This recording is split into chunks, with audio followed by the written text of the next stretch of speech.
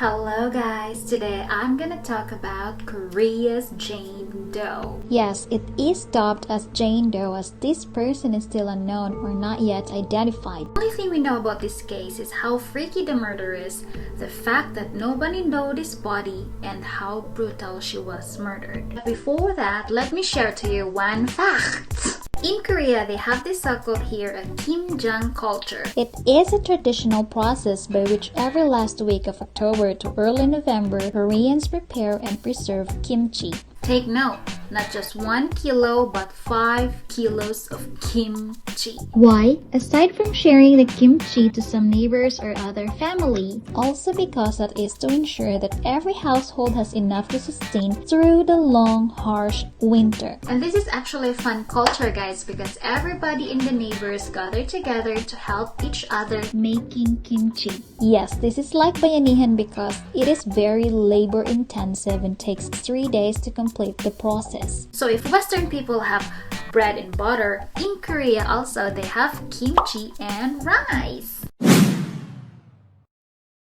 Today's case is about the abandonment of the corpse in Arabidkil or Ara waterway. This incident occurred on May 29 of 2020 in and around the Gyeongin waterway. Basically, the area around here is for recreation. Like people usually go for exercise, jog, or bikes. And around 3:24 p.m., a passerby somehow saw something floating in the water while jogging. So he was curious and followed this object because he is not convinced at all that it's a mannequin leg. So he called the 119 or the Korean emergency line number. When the police arrived, they confirmed it was really a human leg. Yes, they only found one leg at that time, so the police looked for more parts in the vicinity. But for that day, police couldn't find some other parts. That's why for a couple of days, they used some methods like creating a manual wave to make the body parts float from being sunken. Not only that, they also dispatched a firefighting and diving agent to search the Arabidkil underwater, and with the cooperation of other local police agencies, 5 detection dogs were also put in, and a total of 46 investigation teams and thousands of people were mobilized, including the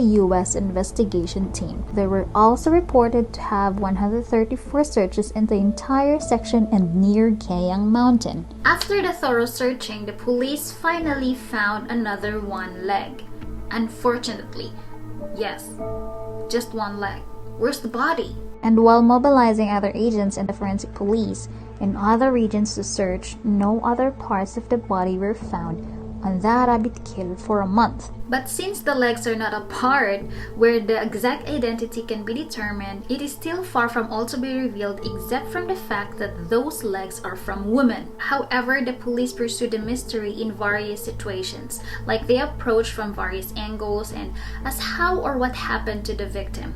Is it after an accident and floated away? Or if the body parts were abandoned after being killed and then damaged? At that time, the body of the victim in Paju, Gyeonggi province could not be found, so the investigation was started as to this body found in the Arabidkil is connected to that in the Paju murder. But the DNA of the victim in the Paju murder did not match at all. The identity of the corpse and the mystery of the criminal were difficult to trace because it is not possible to collect fingerprints on the site where the body was found, and no additional body parts found yet. For me, if it was a murder case and the body of the victim was abandoned in Arabidkil, and then maybe the rest of the body just maybe floating in the water. Now 2 months later, an elderly man who was hiking to find a rare mushrooms, and while he was hiking, he found something that was really suspicious and found out later to be a human skull. The upper body part was found 3 kilometers away where they found the part in Arabidkil. After finding out the body, the police conducted a DNA test and discovered that the DNA was the same with the legs found in Arabidkil.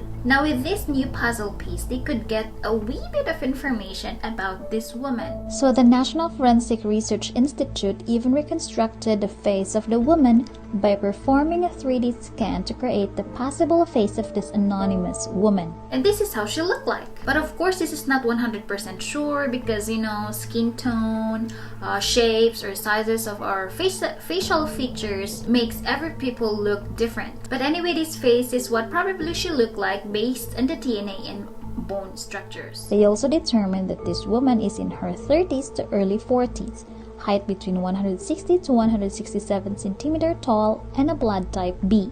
If the identity is confirmed, I think the investigation might be hurry, but nothing has yet been revealed. So the police are proceeding the investigation by expanding the date of disappearance from the last 1 to 2 years. This is because some of the damaged bodies of the Ara Waterway corpse abandonment incident came out one after another from similar places, so it is likely a violent crime. It is likely that the time of death was within the month from a time the first body was found. In other words, Jane Doe may be a woman who disappeared between March or May of 2020. Now let's talk about the possible suspect. In investigators' point of view, it could be the suspect knows the area very well.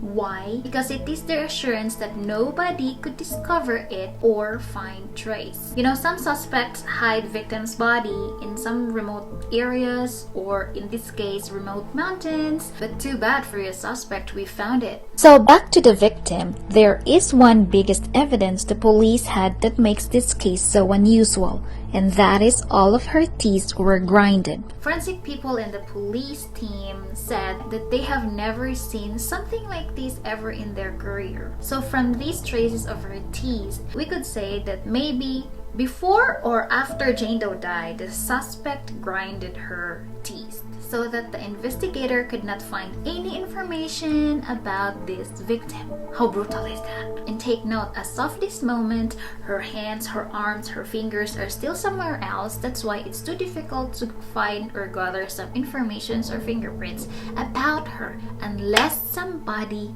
will report her missing. But at least we could use this as a clue that the suspect might be using something special grinding machine or dentist's grinder tool. Imagine how smart the suspect is. Whoever the suspect is, I'm sure, or maybe there is a chance that he would do it again, basing as to what the suspect did to Jane Doe.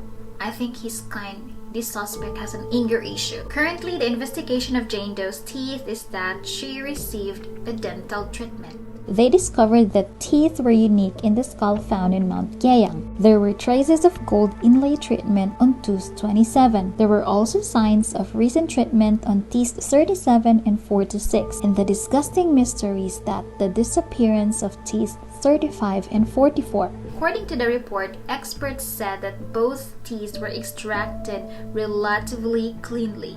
Professional dentists said that they'd never really removed these teeth because it's one of the strongest teeth. Plus, it takes a lot of job to grind teeth and can be smelly. You know, imagine how the suspect put a lot of effort just to torture this Jane Doe. You know, time-consuming, hard work. If the suspect did this to Jane Doe while she's still alive, he or she is more like a sadist killer. You know, sadist killer likes tormenting the victim because it's a way for them to bolster their egos and self-worth. Having a complete control over a helpless person makes them godlike in their own crazy, twisted world. Now, you may wonder who the suspect is, but for me, I think it's a female because of the tool she used to grind to Jane Doe's teeth. Maybe she is working in a salon, dentist, or someone whose work is into polishing or grinding jobs. But what contradicts this idea, guys?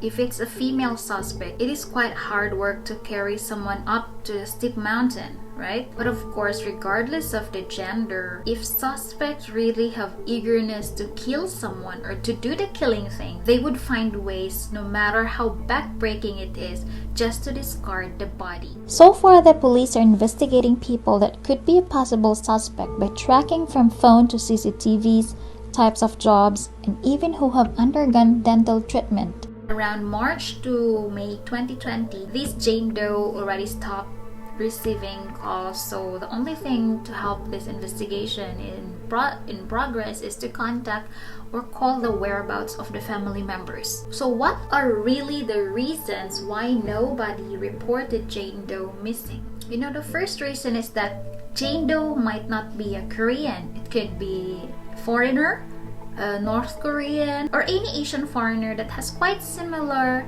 DNA of Korean. You know, what if she's also a North Korean escapee, and then a North Korean spy hunt her down. Another reason is that she could be a runaway, guys. Someone who cuts the relationship and contact with a family, especially here in Korea, guys, that they don't have this close tight family culture unlike us in Philippines, or unlike us Filipinos who contact family from time to time.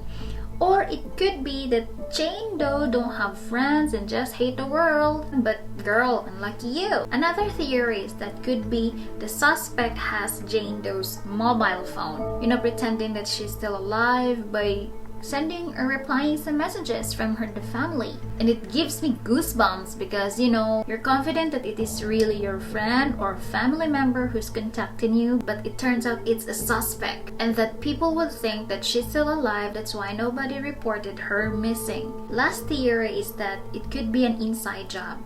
If it's just in the family members, and that's the worst case scenario. It sounds ridiculous, guys, but it could be. Who knows? It could be a family member who has a long hidden anger and grudge, and one day when the plot is ready, the suspect just... In conclusion, investigators just believe that the family or Jane Doe's family still doesn't know that she's missing or dead. If you guys think some other possibilities why she is missing, please let me know your thoughts down below. Now, there is a great last message from one of the famous documentary film here in Korea from Qsday Case that this Jane Doe's body is desperately crying for help. The fact that her body was found by a passerby in a rabbit kill and from that elderly man who was hiking in the steep mountain seems like she wants us to help her give justice and her unfair, ruthless killing. It's like her ghost or soul is leading us to find her and the suspect. So with all the evidences that we have, if you guys know some other ways to help identify Miss Jane Doe, you can help her by sharing this information, especially if you have friends or family here in Korea. So that's all for today's case, guys, and remember that your ICANN is more important than your IQ. Bye!